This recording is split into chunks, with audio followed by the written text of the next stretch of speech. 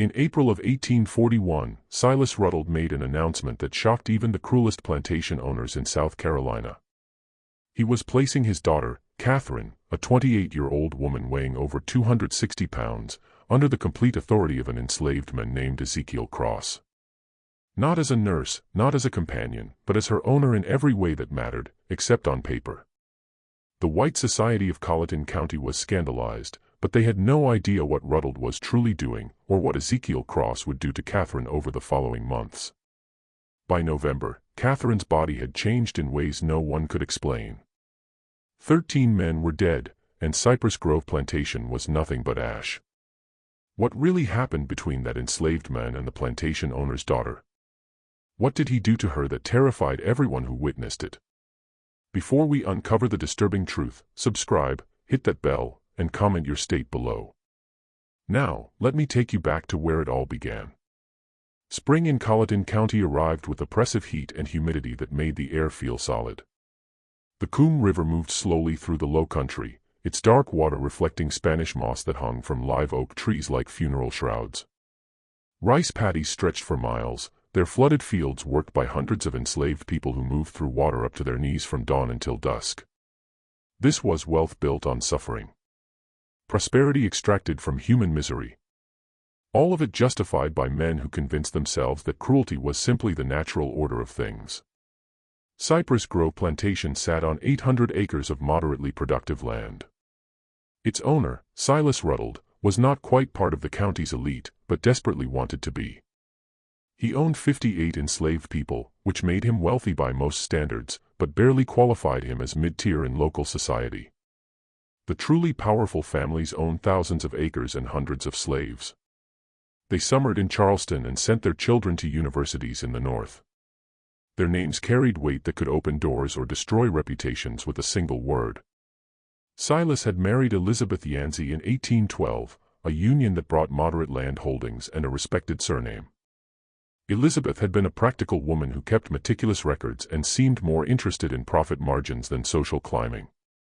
She died giving birth in 1813 to a daughter christened Catherine. For 28 years, Silas raised Catherine alone while focusing his energies on gaining entry to the inner circles of county power. He was a tall man, thin in the way of people who forget to eat when consumed by obsession. His hair had gone gray prematurely, giving him a severe appearance that matched his cold temperament. In business, he was known for being shrewd, but honorable enough, the kind of man who would drive hard bargains but keep his word. His daughter Catherine had grown up isolated, educated by tutors, never quite belonging anywhere. By 1841, she was 28 years old and weighed nearly 260 pounds. Her body was swollen from years of medications prescribed by doctors who diagnosed her with hysteria and female nervous disorders. She suffered violent fits where she would scream and throw objects. She had attacked her father with a letter opener the previous year, leaving a scar across his left hand. The white society of Colleton County whispered about her with false sympathy. Poor Silas Ruddle, burdened with a mad daughter. What a shame. She had been such a pretty child. None of them knew the truth. None of them knew what Catherine had witnessed when she was 12 years old, or that her madness was not madness at all, but a rational response to living with monsters. The letter arrived on April 7, delivered by private courier. Silas opened it in his study, expecting business correspondence. Instead, he found 3 pages on expensive paper sealed with red wax bearing a symbol he recognized immediately, a scythe crossed with wheat stalks, the mark of the Brethren of the Harvest. The Brethren, 13 men who gathered in darkness to perform rituals they believed strengthened the land through blood sacrifice. They mixed old European traditions with beliefs borrowed from enslaved people who understood spirits and power. They believed the strong were meant to consume the weak, literally when necessary. Silas had been initiated in 1822. He had attended perhaps 40 gatherings over 19 years, participating in rituals that ranged from disturbing to monstrous. The letter informed him he was in debt. $12,000 borrowed over years of gambling losses and failed investments, an impossible sum. Repayment would require selling most of his land and all his slaves, destroying everything he had built. But the letter offered an alternative, a demonstration of commitment from members in difficult positions. Silas would take his daughter Catherine and place her under the complete authority of one of his enslaved men, not temporarily, not as punishment, but as a genuine transfer of responsibility lasting 1 full year. The enslaved men would have total control over her person, her daily activities, her treatment. Silas would announce this publicly at a gathering of the county's prominent families, explaining it as an extreme medical measure for his daughter's condition. The humiliation would be absolute. In a society where white women were supposedly precious and protected above all others, Silas would be declaring his daughter worth less than his property. But if he agreed, his debt would be forgiven, and the brethren would provide financial support to restore his position. Silas sat in his study for hours that night. He thought about his options. Bankruptcy would destroy him completely. The brethren had connections to every judge, every lawyer, every politician in the region. They could make him disappear if he became a problem. Or he could sacrifice his daughter's dignity to maintain his own position, the choice society had trained him to make. Property over people, power over morality. He wrote his acceptance by candlelight and sent it before dawn. 3 days later, another letter arrived with a name and brief history: Ezekiel Cross, age 33. Purchased recently through an intermediary from a Virginia plantation. Skills included carpentry and herbal medicine. Temperament listed as quiet and obedient.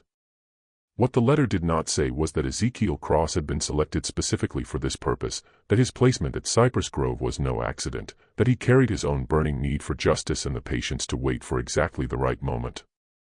Ezekiel arrived on April 13th in a wagon driven by a slave trader named Henderson. The wagon pulled directly to the main house, unusual since most slave transactions happened near the barns. Silas came out onto the porch, shading his eyes against the morning sun. In the wagon bed sat Ezekiel. The first thing Silas noticed was his eyes. Most enslaved people kept their gaze down as a survival mechanism, but Ezekiel looked directly at Silas, his expression calm and assessing. It made Silas deeply uncomfortable. Ezekiel was tall, perhaps 6 feet 2 inches, with broad shoulders and lean muscle from a lifetime of hard labor. His skin was unmarked by whipping scars. His clothes were simple but clean. His hands were large and calloused, but his fingers had a precision that suggested skilled work rather than just brute force. Henderson climbed down and handed papers to Silas. Ezekiel Cross, as requested. Previous owner said he was quiet but capable. Your associates want you to know this one was carefully selected. Silas barely glanced at the papers. He addressed Ezekiel directly. You understand why you are here? Yes, sir. Ezekiel's voice was deep and measured, with a slight Virginia accent. My daughter is unwell. You will be responsible for her care. Doctors have failed. You claim knowledge of herbal treatments. My grandmother was a healer, sir. She taught me before I was sold. The transaction completed quickly. Ezekiel was shown to a small cabin near the main house, separate from other slave quarters. He was given basic supplies and told his duties would begin the next day. He was informed that his sole responsibility was Catherine's care and that failure would have severe consequences. Ezekiel nodded and said, "Yes, sir," when required. Then he was left alone. For the first time since arriving, he allowed his expression to change. His jaw unclenched slightly, his shoulders relaxed. He sat on the bed and pulled from inside his shirt a small cloth bundle. He unwrapped it carefully, revealing a piece of worn paper with 3 names written in a child's uncertain handwriting: Sarah, Benjamin, Ruth. His wife, his son, his daughter, sold away from him 3 years ago to a plantation in Alabama known for working slaves to death. He had learned they all died within 18 months, Sarah from untreated fever, Benjamin from an injury that turned septic, Ruth from simply giving up, a 6-year-old child who stopped eating because she could not understand why her family had been torn apart. And Silas Ruddle had been the one to sell them. Not because he needed money, not because they had done anything wrong, but because he had been demonstrating to the brethren that he could make hard decisions without sentimentality. He had split a family like kindling for burning. Ezekiel had spent 2 years working his way south, deliberately getting sold from plantation to plantation, always gathering information. He learned about the brethren through whispers. He learned about their rituals and members. He learned they considered themselves above any consequence. When the opportunity came to be sold to Ruddled specifically, Ezekiel knew this was his chance. He would have access to Ruddled's house, to his secrets, to his vulnerabilities. And sometimes justice came not from courts or laws, but from patience and planning, and being willing to become exactly as monstrous as necessary. He folded the paper with the 3 names and tucked it away. Then he lay back and stared at the ceiling and began planning what came next. His first day began on April 14th. A house slave named Judith, middle-aged with graying hair, brought him to Catherine's room on the 2nd floor. She knocked reluctantly. "Miss Catherine, your father has brought someone to help with your treatments." A crash from inside, something heavy hitting the wall. Then Catherine's voice, slurred but venomous, "I do not want more treatments. Send him away." Judith looked at Ezekiel with sympathy. She has bad days. This is one. Ezekiel opened the door and stepped inside, closing it before Judith could follow. The room was large but dark. Heavy curtains drawn. The air was stale, smelling of unwashed bedding and something else, the sweet rot smell of mercury. Books scattered across the floor, a shattered picture against the wall, clothes everywhere. Catherine sat in a chair by the cold fireplace, wrapped in a stained dressing gown. Her dark hair hung loose and tangled. Her face was puffy, eyes unfocused. Her hands trembled continuously on the chair arms. She looked at Ezekiel with confusion, then fear, then anger. "Who are you?" I said. "No more doctors." "I am not a doctor, miss. My name is Ezekiel. Your father asked me to help you." "Help," she laughed harshly. That is what they all say. Help, treatment, medicine. They mean poison. They mean chains. They mean silence. She stood suddenly, swaying. I know what this is. He is punishing me again for remembering, for speaking, for refusing to forget. Ezekiel stood still, non-threatening. What are you supposed to forget? The question caught her off guard. Her anger flickered to something more vulnerable. You do not know. I know nothing, miss. Only that your father says you are unwell. Catherine studied him intently, as if really seeing him for the first time. You are not from here, Virginia originally, miss. Do you know what happens in this house? What they do in the cellar? Ezekiel's pulse quickened, but he kept his expression neutral. I do not know what you mean, liar. No heat in it. Just exhaustion. Everyone lies. It is easier than truth. She sat heavily. Leave me alone. Tell my father his newest torment failed. But Ezekiel moved to the window and drew open the curtains. Sunlight flooded in. Catherine cried out, covering her eyes. When did you last go outside, miss? I cannot walk that far. I'm too weak. When did you last eat without laudanum? The medicine is necessary. Doctors say so. What if the doctors are wrong? Her hands came down from her eyes. She stared at him with hope and terror mixed. What did you say? Ezekiel turned from the window. This was the moment, the first card played. I said, what if the doctors are wrong? What if everything you have been told about your condition is designed not to help you, but to keep you controllable? What if your father has been poisoning you for years to ensure you never become well enough to speak about what you saw? Absolute silence. Catherine's eyes went wide, her trembling hands stilled. For 30 seconds, she just sat there, her mind working. When she spoke, her voice was different, clearer. He told you, your father told me nothing, miss. But I have eyes. I know mercury poisoning. I know long-term laudanum use. Healthy women do not become like this without someone working hard to make them that way. Why would you say this? Suspicion crept back. This is a trick. You are testing me. I am telling you, I can help you become truly well, clear-minded, strong enough to walk out of this room. But it will not be easy. Your body has been dependent on those medicines for years. Stopping will be painful. You will feel worse before better, and your father will not approve. Then why would you do it? Ezekiel met her eyes. Because I have my own reasons for wanting Silas Ruddle to suffer. And the best way to make him suffer is to give him back a daughter who is sane enough to remember everything and strong enough to speak about it. The truth, dangerous to speak so plainly. But Catherine was damaged, not stupid. She would see through manipulation, but genuine common cause, that she might believe. You want revenge on my father? Yes, miss. What did he do to you? He sold my family, my wife and 2 children. Sent them to their deaths for no reason except to prove something to people who judge worth by cruelty. Catherine absorbed this, then nodded slowly. The brethren. He sold them for the brethren. Not a question. The brethren, miss, you do not know, she laughed, something manic in it. You will learn. Everyone learns eventually. She leaned forward. If I agree, if I let you help me, what happens then? You get well, miss. And when you are well, we decide what to do next. I have my revenge to plan. You have yours. Perhaps they align. Catherine studied him intently. Finally, she spoke.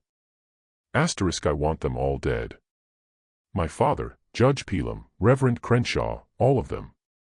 Every man who stood in that cellar. I want them to suffer first, to know it is coming, to beg, then I want them dead. The venom was shocking, not for its intensity, but because it came from someone dismissed as mad and harmless. This was not madness. This was rage concentrated by years of suppression. Ezekiel nodded. Then we have an understanding, Miss Catherine. If we are conspirators, use my name, I cannot, Mississippi. Not where anyone might hear. We must be careful, then know something, Ezekiel. Catherine's eyes glittered dangerously. I have killed before. 3 people, house slaves who might have told my father about my lucid moments. I cannot remember exactly how. The laudanum blurs everything, but I know I did it. They disappeared. Their families were told they ran away. She smiled terribly. So if you plan to betray me, to use me, then dispose of me, know that I am not a victim. I am something worse. Ice ran down Ezekiel's spine. He had expected an ally, not someone whose capacity for violence might exceed his own. But he kept steady. I believe you, miss. And I will not betray you. Good. Catherine stood more steadily. Then let us begin. But I have one condition. When this is over, when we have had our revenge, I want to die. I do not want to live with what I have seen and done. You will help me with that too. Agreed. Ezekiel had not expected that, but he was committed now. Agreed. Then we have a deal. Catherine extended her hand. After hesitation, Ezekiel shook it. Her grip was stronger than expected. Over the following week, Ezekiel began Catherine's treatment. He gradually reduced her laudanum, replacing some with herbal tinctures, valerian root for anxiety and sleep, chamomile for digestive distress, milk thistle to help her liver process accumulated toxins. The process was brutal. Catherine spent 3 days in bed with fever, shaking, and vomiting. Ezekiel stayed with her through it, holding a basin while she was sick, wiping her face with cool cloths, speaking quietly just to remind her she was not alone. When the worst passed, she was weak but clearer than she had been in years. The constant tremor decreased. Her speech was less slurred. She could focus on reading. Then real work began. Ezekiel had her walking short distances at first, from her room to the hallway end and back. It exhausted her, but he insisted, every day a little further. He adjusted her diet, bringing lean meats and vegetables instead of heavy pastries. He limited portions strictly, though she fought him, years of using food as comfort making restriction difficult. While working on her physical recovery, they talked. Catherine told him about the cellar, about what she saw at 12. She described it in detail that made Ezekiel's stomach turn, but he listened without interruption. She told him about years of gaslighting that followed, her father convincing everyone, including herself, that she was mad, that she invented memories, that nothing she said could be trusted. She told him about the journal she kept hidden, pages documenting dates and times when her father left late at night, names of visitors at strange hours, sounds from below that should not be possible. Ezekiel told her about his family, about Sarah, who sang while working and taught their children to read despite the danger, about Benjamin, who at 8 could do mathematics that amazed overseers, about Ruth, who loved flowers and picked wild blooms to make their cabin beautiful. He told her how Silas came to the Virginia plantation with a buyer's warrant, how he inspected them like livestock, how he agreed to purchase all 3 for a reasonable price, then changed terms at the last moment, saying he only needed the woman and children, not Ezekiel. How he deliberately split the family for no practical reason, but simply because he could. He smiled when he did it, Ezekiel said quietly. That is what I remember most. My son crying, holding my leg, begging, my wife trying to be strong, telling Benjamin to be brave, and your father smiled like it pleased him to cause that pain. Catherine listened with newly clear eyes. I am sorry. I know sorry is just a word, but I am sorry you suffered because of what my father is. You are not responsible for what he does, Miss. No, but I am responsible for what I do next. And I promise you, Ezekiel, he will pay for what he took from you. They will all pay. The formal announcement was scheduled for April 29. 41 people gathered in the Cypress Grove dining room for what invitations described as an important family announcement. The county's elite arrived in carriages, Judge Pelham with his wife Eleanor, Reverend Crenshaw with his daughter, Marcus Fanning, and his family, Benjamin Lyle from the bank. The meal was elaborate: oysters, roasted duck, multiple rice dishes, sweet potatoes, fresh bread, a towering cake for dessert. Through it all, Catherine sat at her father's right hand, eating sparingly, speaking when spoken to, but volunteering nothing. Ezekiel served alongside other house slaves, moving quietly, refilling glasses, clearing plates. He was invisible to most guests, but he listened to every word, watched every interaction, filed away information. After dessert, Silas stood and tapped his glass. My friends, thank you for joining us. As you know, Catherine has been unwell for years. We tried every treatment, doctors from Charleston, a specialist from Philadelphia. Nothing helped until recently. He gestured toward Ezekiel. 2 weeks ago, I brought in Ezekiel, who has knowledge of herbal medicine. As you can see, Catherine is much improved, clearer, calm, more herself than in many years. Polite murmurs around the table. Catherine kept her expression neutral, though Ezekiel saw her hands gripping her napkin beneath the table. This improvement, Silas continued, has led to a difficult decision. Catherine requires ongoing care more intensive than our household can provide. After much consideration, I've decided Ezekiel will assume full responsibility for my daughter's welfare. He will have complete authority over her treatment, daily activities, and living arrangements, effective immediately. The murmurs changed tone. Confusion now. Several guests exchanged glances. Mrs. Pelham's face registered shock. Marcus Fanning spoke up. Silas, I do not understand. You are placing your daughter under a slave's care permanently. I am placing her with someone who succeeded where others failed. My daughter's health is more important than social convention. But surely, Reverend Crenshaw interjected carefully. There are other options. A companion, a nurse, someone more appropriate. Silas's expression hardened. I have made my decision. Catherine agrees. Do you not, daughter? All eyes turned to Catherine. This was the moment she could refuse, could expose everything, could bring it all crashing down. Instead, she smiled, small, controlled, revealing nothing. I trust my father's judgment. Ezekiel has been kind, and his treatments help. I am content with this arrangement. Perfectly delivered. But Ezekiel saw what others did not, her knuckles white on that napkin, the flash in her eyes promising violence. She was playing the required role, the obedient daughter. But inside, she was screaming. The evening passed in awkward conversation. Some guests left early. Others stayed to speak with Silas privately, asking questions they did not want public. Ezekiel caught fragments. Are you certain this is wise? What will people say? The brethren will not approve of this becoming public. That last from Judge Pelham, spoken low near the study. Silas's response was too quiet to hear, but whatever he said made Pelham nod and clap his shoulder. By midnight, all guests had departed. Catherine retired to her room.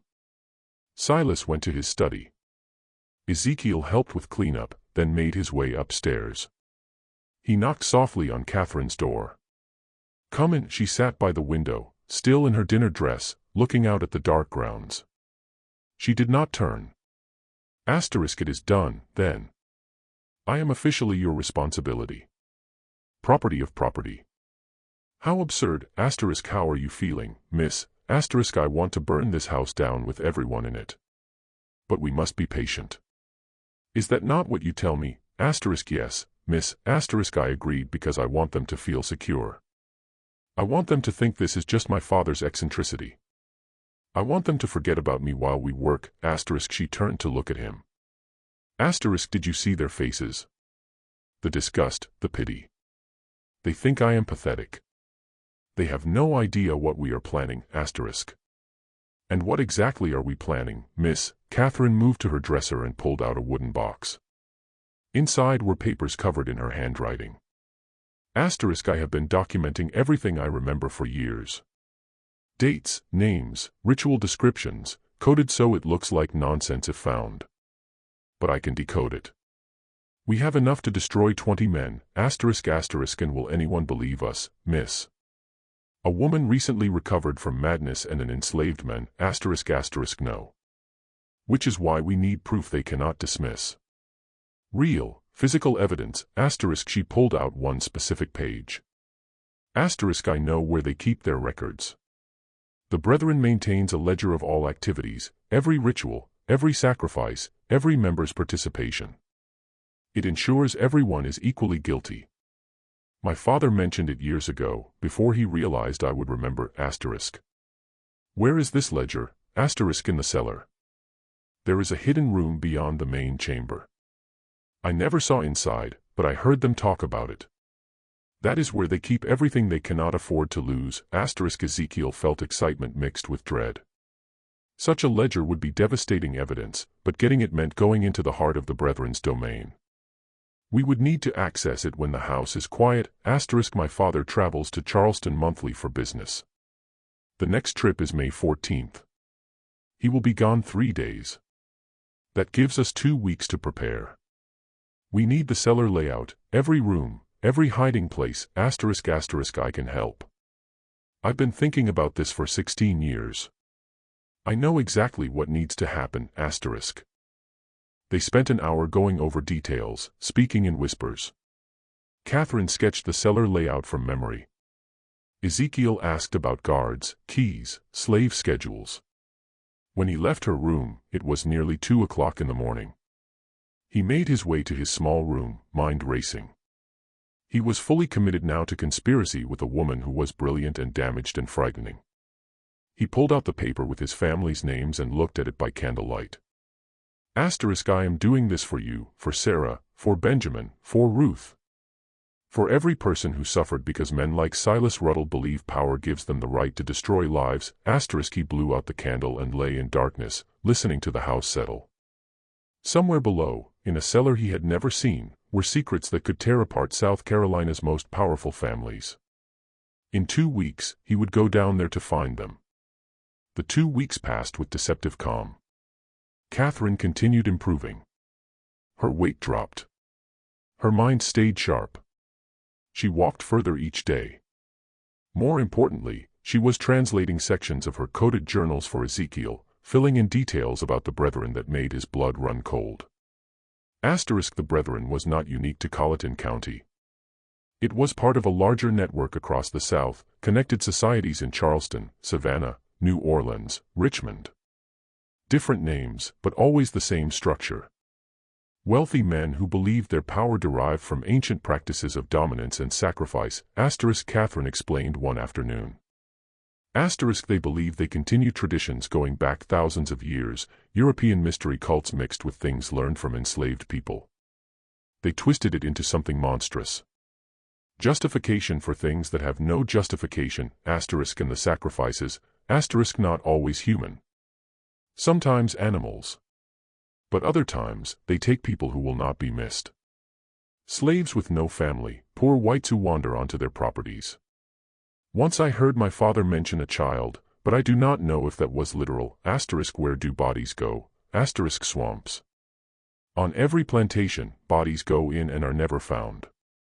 Alligators do the rest, asterisk, and this ledger documents all of it, asterisk, every ritual for 40 years. Names, dates, descriptions. They keep it because they need mutual complicity. Everyone equally guilty so no one can expose the others without destroying themselves, asterisk. May 14th arrived. Silas left for Charleston early morning, taking his carriage and manservant. He would stay with associates, attend to business, expected back the evening of May 16th. That gave them almost 3 full days. They waited until nightfall before moving. The house settled into evening routine. By 10, the main house was silent. They met in Catherine's room. She had changed into simple dark clothes, allowing freedom of movement, hair pulled back tightly. She looked like someone preparing for battle. "Are you certain, miss?" Asterisk, "I have never been more certain." "Let us go," asterisk. The cellar entrance was in the kitchen behind the pantry.